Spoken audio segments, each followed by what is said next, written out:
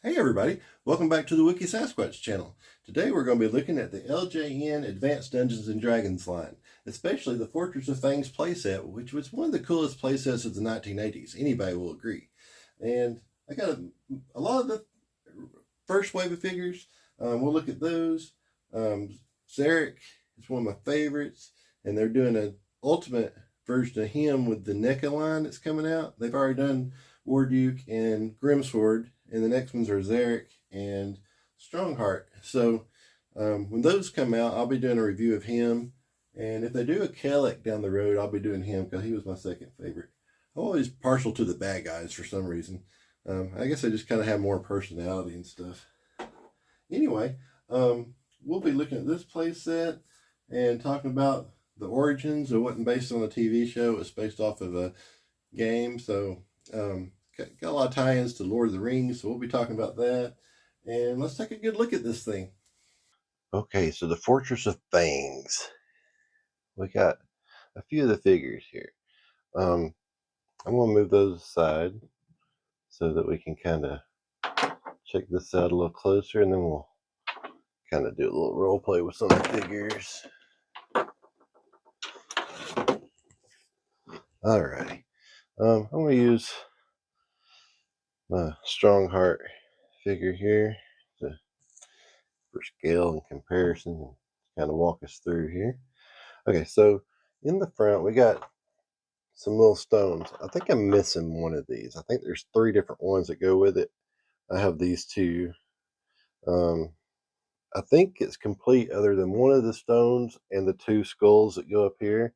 And I think I actually have the 2 skulls. I think I found them online, but I never did put them with the playset. So when I come across those again, I can put them on there. But I've been kind of living out of boxes for a long time, and I decided I'm going to get my stuff out where I can display it. So I should be coming across all this stuff and be able to put things together that's been separated for all these years.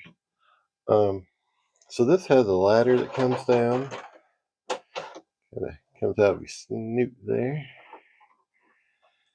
And so the little characters can go up the ladder and they can go into here.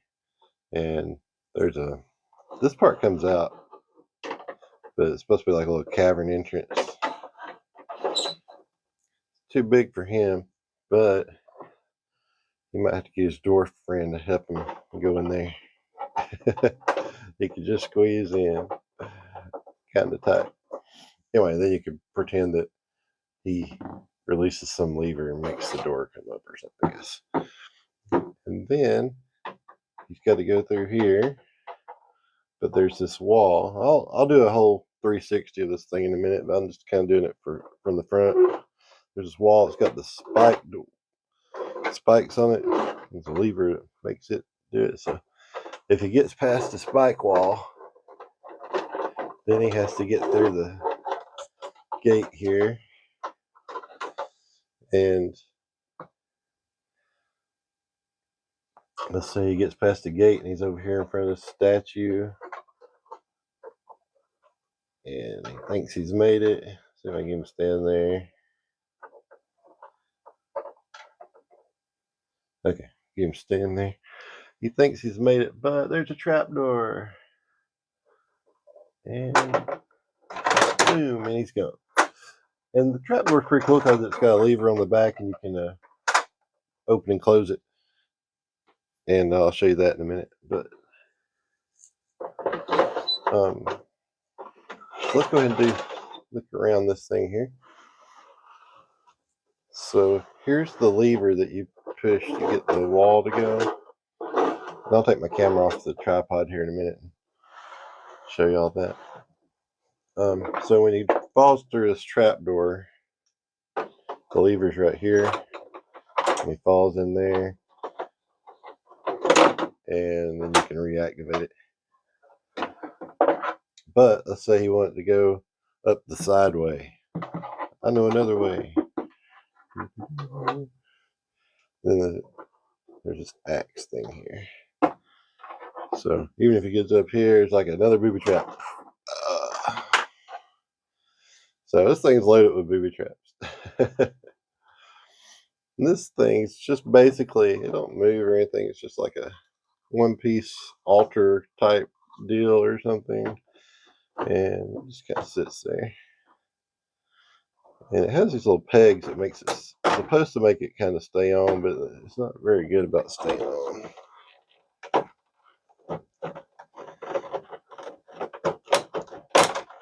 Yeah.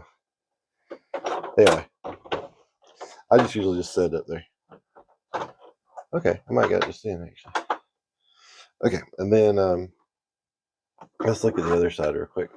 And then I'll take the camera off the tripod. So there's the back of it. There's that lever again. And you can come in this back way. There's this lake of fire. And if you fall through the trapdoor, that's where you land. You land in that lake of fire.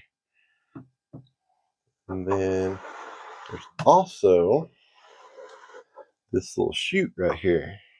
So you can go this way, and you go down that little chute. His sword's getting in the way. Let me take his sword off. You can go down this little slide right here, basically. And that lands you down there, supposedly. He kind of gets hung up. Let's do a smaller character here. Let's do the goblin guy. Okay. You go down there, and you land down there by that. And inside here is the treasure. They have this little door that falls down here.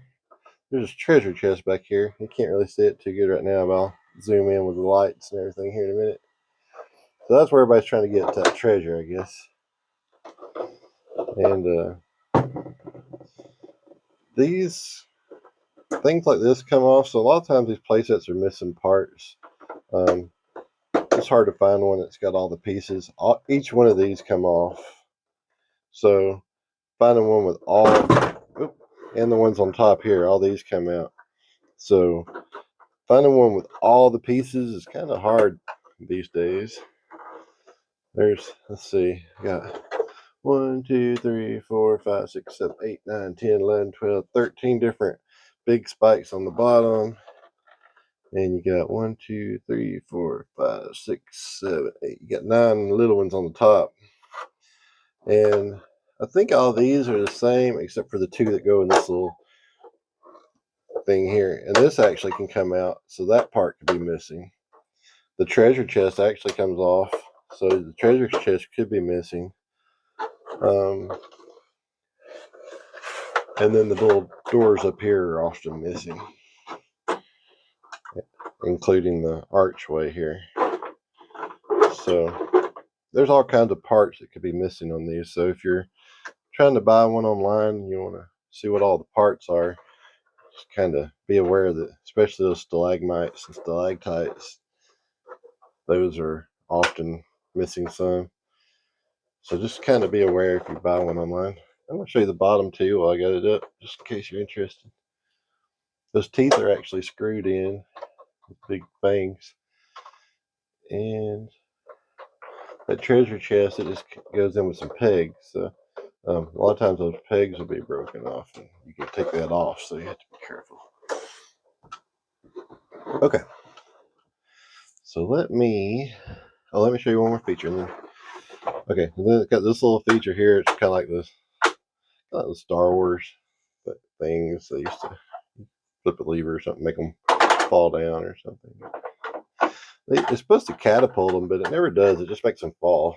It don't go out far enough to make it sling them out. I don't know if it would a lightweight one or not. Let's see. This one's hard to stand up. Okay. Okay, the lightweight ones work. Maybe I'm just not hitting it hard enough. Let's try. If I hit it really hard, I'm just kind of pressing it. Okay, if you hit it hard enough, it kind of catapults them, I guess. Alright, and then there's that. I'll show you this lever from up here. That's that lever mechanism. Make the wall move. And then the doors swing outwards. And they're supposed to have these little skulls on top of these little pegs up here.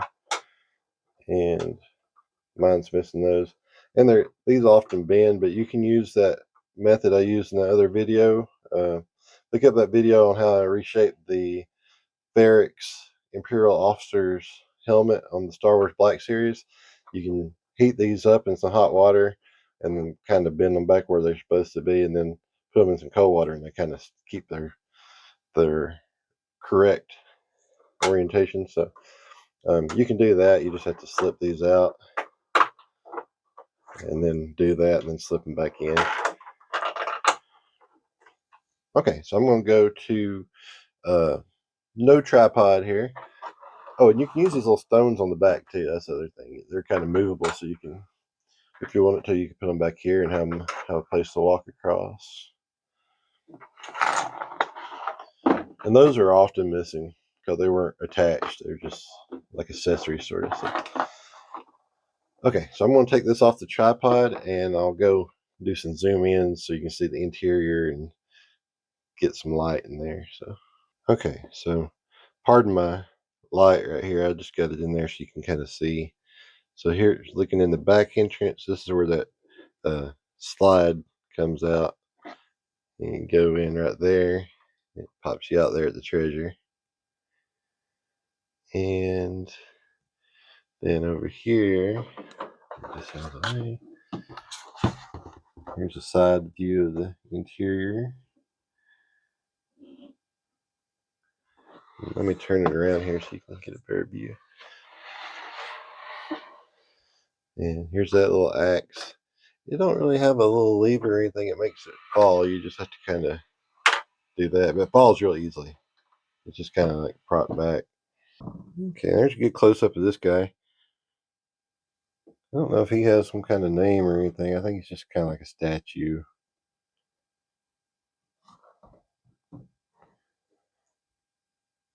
And let's look over here. This is the levers for the spike wall here. These little doors tend to get in the way of the wall when you're doing that, so especially that one on the left there. I'll have to get back there and then I won't let it go back. Be kind of cool if it was kind of locked shut or something somehow, tab or something. Yeah, that's just a simple pulley mechanism basically. And then you got your little door here. I think this is basically made so that it can come out and you can get in there to play better. It's got these little notches on the sides. Let's see, these little notches, but there's not any notches for those to slip into in that track. So I think that's just kind of to hold it tight so it don't slide. And got the cool eye stickers. And then, like I said, you got this ladder that comes out and goes down. And then over here, you got your little catapult thing. You push this button. It's kind of like a little seesaw. Kind of, you push this down, and that side goes up and pushes this up. And then when you push that down, it makes the button go back up again. And there's the chute again. Let's see. I'll show you this. This is the trapdoor. And when you use the trapdoor, it pretty much drops you down there right on the treasure, right behind it into the lake of fire, but close enough you might survive. All right, let's go inside for some closer looks here. I'm going to try to get this light over here in here a little bit so you can see a little better. Maybe that helps some. Okay, so okay,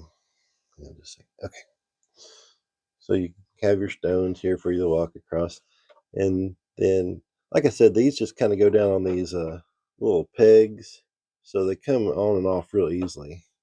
They hold on pretty good. I mean, there's no trouble taking them off if you want to. So I guess you could take them off to get in there to play if you wanted to have a little scene in there.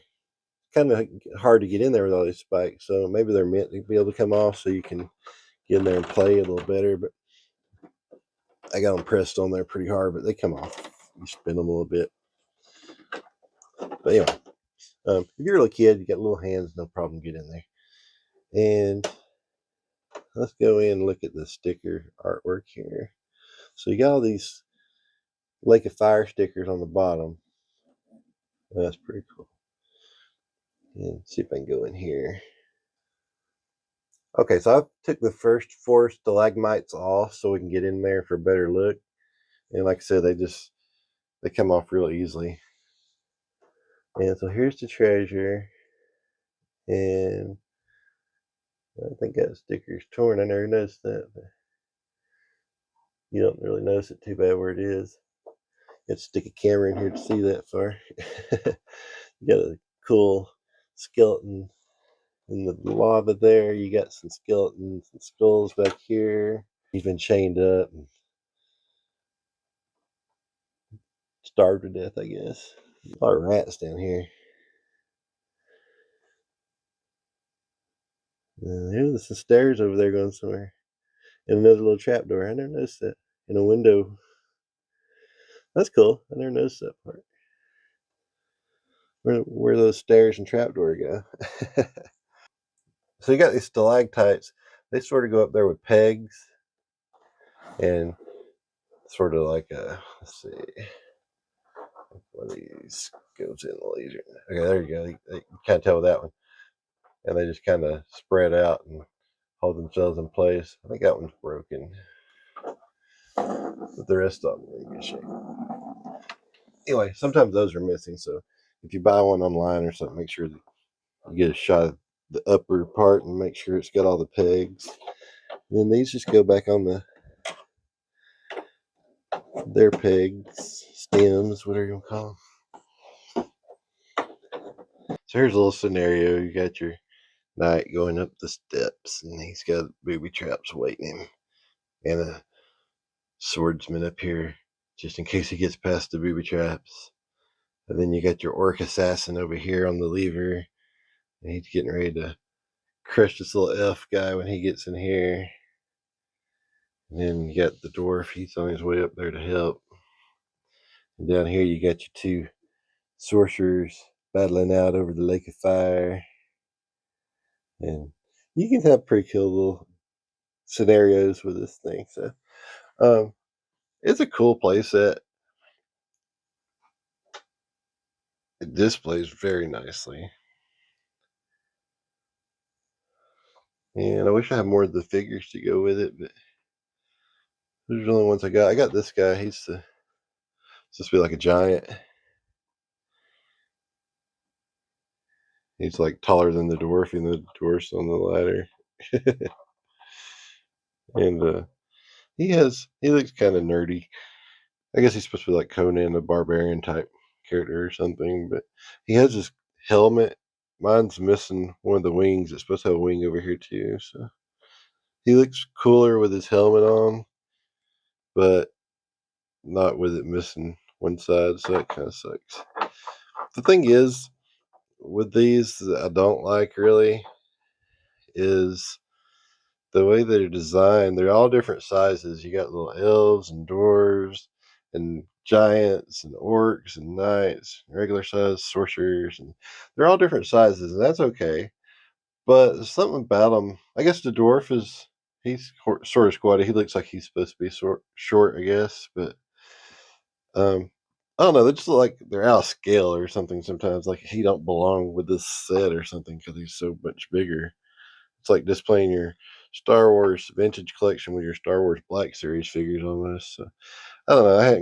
I just ain't got my mind wrapped around that. Maybe it's just me, but maybe if he was more, I don't know. Maybe it's because he's just proportionately a person. Maybe if he looked more like he had some gigantism going on with his design. I don't know. Anyway, but they're pretty cool. I like the range. Obviously, they were trying to go a little bit off Lord of the Rings, I guess. You got your orcs and your knights. You got your Aragorns and your Saruman, and your Gandalf and your Gimli and your Legolas. And so, I mean, you know, you got the same structure there. A knight and a dwarf and an elf forming a fellowship to go off on a mission, and a wizard. So, anyway, let me know if you like this review. I think it's a pretty cool playset, and I know they're hard to find complete, and that's why, because there's so many little pieces that could be missing, like the stones and the teeth and spikes and doors and gates, and just so many pieces that could be missing. So they're pretty rare to find complete. Like I said, this one's missing a stone and the two little skulls. I think I got the two little skulls somewhere. All right, so thanks for watching. I hope you enjoyed that review. I'll be doing a bunch more reviews of vintage playsets here soon. I got the Crystal Castle, got the G.I. Joe, the Missile cardboard playset that came from Sears. Going to look at the Paltoy Death Star playset. So I got a lot of vintage playsets that we're going to look at. They're kind of hard to find, so check back, subscribe if you like this video, and you'll get notifications when I post new ones. And thanks for watching.